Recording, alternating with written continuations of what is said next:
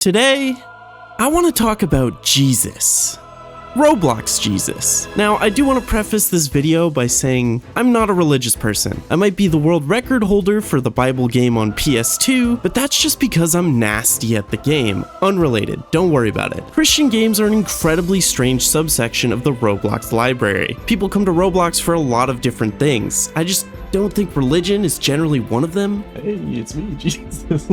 What's really cool about Roblox is that it has made game development incredibly accessible and allows anyone to make and upload a game to the entire world. That's also the bad part. I mean, Roblox's largest audience of players is young kids. And if you look at the top trending games on there, more often than not, these games just want to monetize children's attention spans. Games where you have to wait a long time with options to pay to skip the wait. Gotcha games with gambling mechanics where you can pay for more rolls. So where exactly does Jesus fit into this? Are Christian games earnest in trying to spread faith among a younger audience, or are they just as exploitative as top Roblox games tend to be? So today, I'm going to be playing a selection of Christian Roblox games to see what the deal is. The first game I played was called Heaven Line. Not to be confused with Heaven Line, which is the exact same game that someone blatantly copied. Heaven Line is a really innovative game in the way that it isn't even a game. The object of the game is to get to heaven. But to get to heaven, you have to wait in line. You passively gain money over time, and spending a certain amount of money will let you cut one spot ahead. So essentially all you do is wait to click a button when you can,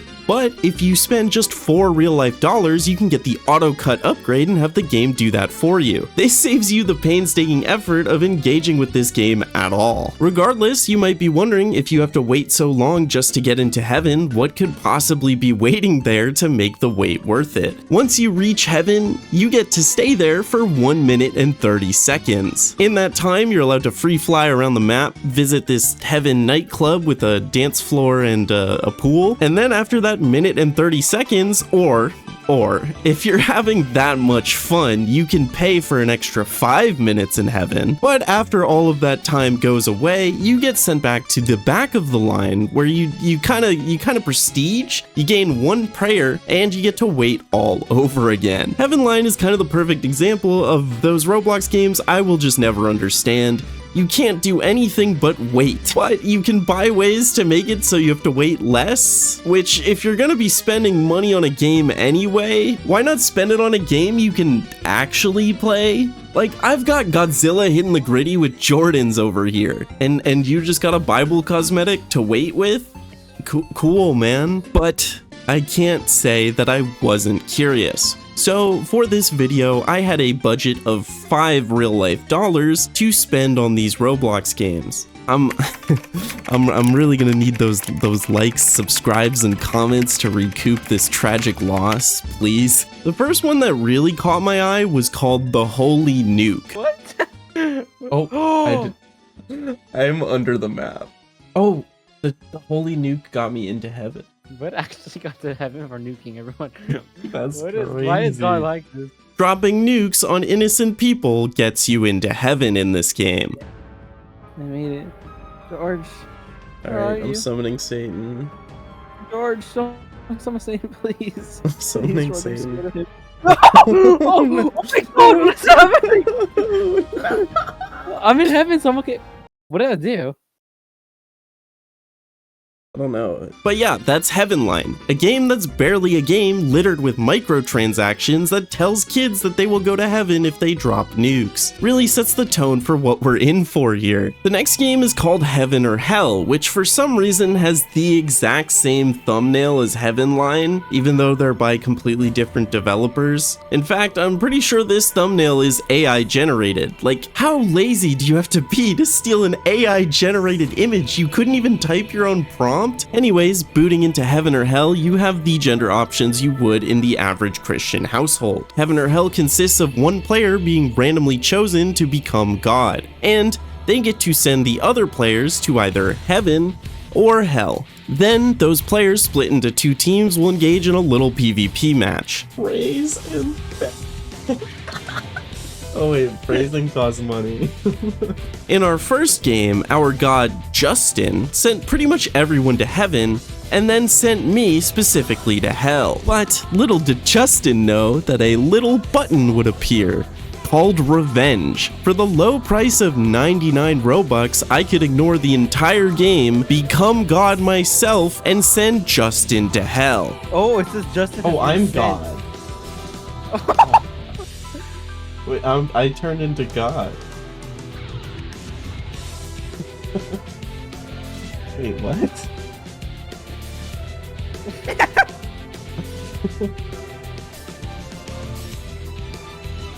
What is this? What? Oh. Do you fight? But being God in this game is kind of boring. You just sit there and watch everyone else do the PvP. I bought another holy nuke just to do something, but then after the entire fight, Justin won anyway. The guy I paid money to get revenge on just won the game anyway. You can see at the bottom of the screen, there are specific odds for your chances to become God in the next game. And given how low they are, we found it a little weird that the same player managed to get it 3 times in a row. That's because you can pay to increase your odds of becoming God. I mean, of course. Do you even remember what we're playing? What's cool about this game is there's a max size of 8 players per round, which means that if there's more than 8 players in your lobby, some people just don't get to play sometimes. Luckily, these players still have a little something to do. They have this little obby in the corner that you can play while you wait, but actually, no, they force you to spectate the PvP match you're not in anyway, so what is the point? Again, this game is just littered with microtransactions, weapon skins, thrones, cursing and blessing players, increasing your chances to become God, and wheel spins to get a chance to become the God admin. These past few games have just been a little too,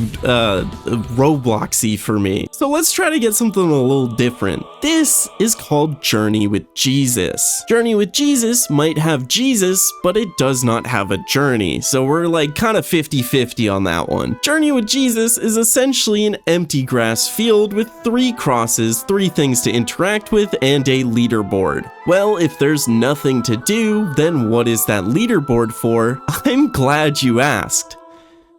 It's for the player who did the most to nothing. In this game, you passively gain a currency called Grace. 1,000 Grace can be used to buy Angel Mode from Jesus, and 2,500 Grace can be used to buy the Stairs to Heaven. But not those ones. Grace is gained passively at 1 Grace per second, or GPS if you will. But I lied. There actually is something you can do in this game, and that is called Jacob's Ladder. Jacob's Ladder is essentially a King of the Hill type thing where whoever's standing on top gets to double their Grace production to 2 GPS. The only catch is this is only active when there's 1 player on top, which means that the entire game is just kind of punching people. Or in most cases, since this game rarely has players online, you just stand there AFK anyway. You can buy Grace, but these prices are absurd to me. You're telling me that 100 Grace is worth more than a holy nuke? What does the economy come to? But we eventually obtained Angel Mode, which honestly had some cool flying controls. I mean, these definitely had to be stolen from some other game, but it's not like there's anything to do with your flight powers. But it was kind of fun to mess around with for a few minutes. You can actually upgrade to Angel Form 2.0 for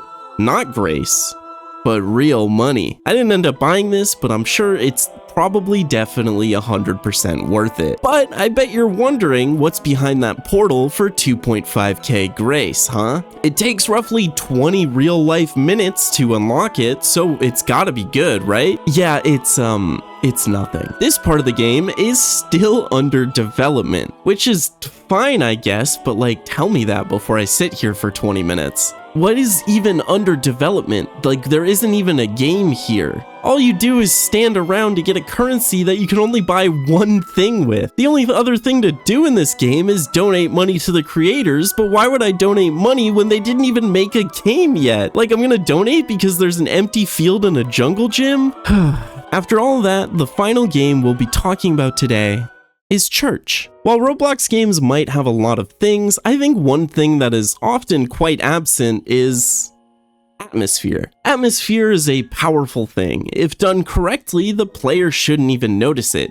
Things should just feel right. Church is not really a game, but unlike some of the other games I've talked about today, I think that actually kind of works as a strength. On the same platform filled with this, You can find something like this. In contrast to the raging, bright colors and loud noises, the constant begging for your time and money, you can end up in this dark and somber plain dotted with a few trees, the ambient chirping of birds, and a dimly lit church standing monolith above it all. Nothing in this game is forcing me to do anything. I mean, it's not even forcing me to do nothing. Anything I do in this game is just driven by my own curiosity and desire to explore. The church is old-fashioned, not withered down or anything, but it's candlelit with only stained glass windows for natural light. Even during the day, this place is dark, so luckily you can pick up a candle of your own to help see. You can even brush it against the wall candles to light the inside of the church. You can find your standard church stuff, pews, a podium, even a piano that you can actually play. Climbing up these ladders can get to the church bell, which pierces the ambient mood. There's a well to the side that leads you underneath the church, into the cellar, some sort of storage space filled with boxes, coffins, and wall candles. These wall candles can actually be taken back up to the church to replace the ones that have burnt out for when the inevitable nighttime rolls around with its crickets and cicadas. You have to take these up one by one, so the process of relighting the church is not really an easy or a quick one. The underground just invites more questions. An unnatural wall here creating this dead end. Is there more down here? I did some poking around until I found this hole in the side of the map. Dropping in here introduces me to a labyrinth of tunnels.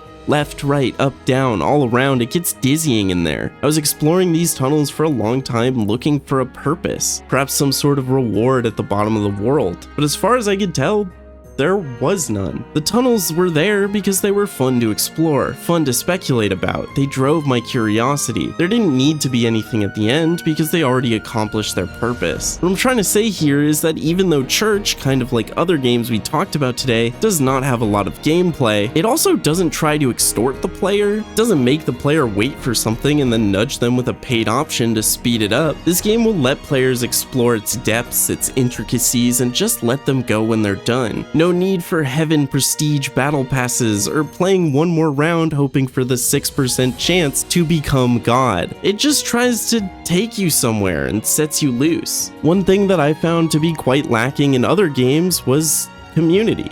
In Heavenline, you're constantly cutting in front of people and setting them back. Heaven or Hell is all about fighting each other, and Journey with Jesus doesn't have any players, so what Church invites is a sense of community. Just not on a public server. They're like hella racist and homophobic on there. Just another point towards realism and attention to detail in this game. The feelings of togetherness, working together to set up a community space where you can just enjoy each other's company.